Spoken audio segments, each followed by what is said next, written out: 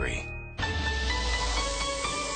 It is 42 minutes after the hour. This morning's Momerology focused on climate change. We asked our mom bloggers to share some advice for discussing the issue with your children. Alper from GroovyGreenLivin.com says the key is to start early. Well, I think the first thing to remember or to do is to really start when kids are very, very young.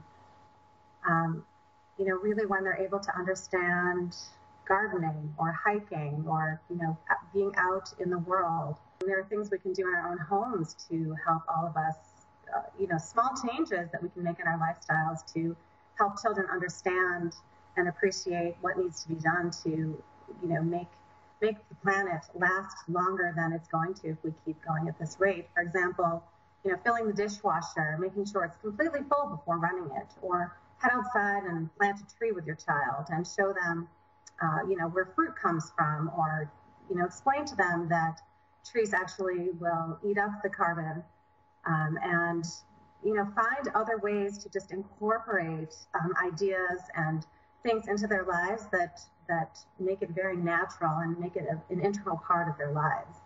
I think as parents, it's really important that we ask ourselves, what if our child came to us and said, what did you do to stop climate change? And we weren't able to add anything to the conversation.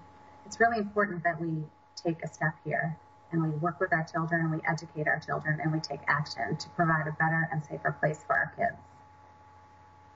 And take a look at what your children are studying in school. I know my son has adopted a creek as part of his class curriculum. Talk about how we affect the water quality. It's a great conversation to start. And Lori, by the way, who's also a contributor to momscleanairforce.org, says climate change may have even affected her son's asthma.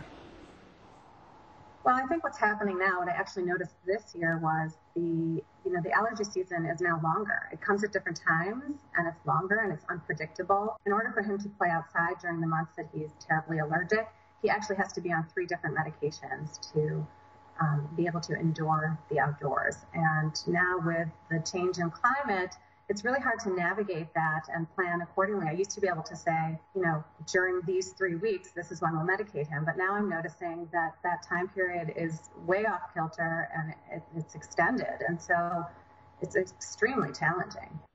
And I know a lot of you out there are nodding in agreement for sure. And I'm going to post a link to both of Lori's websites on my blog. Just go to weather.com/AMHQ and click on Momerology. Mike?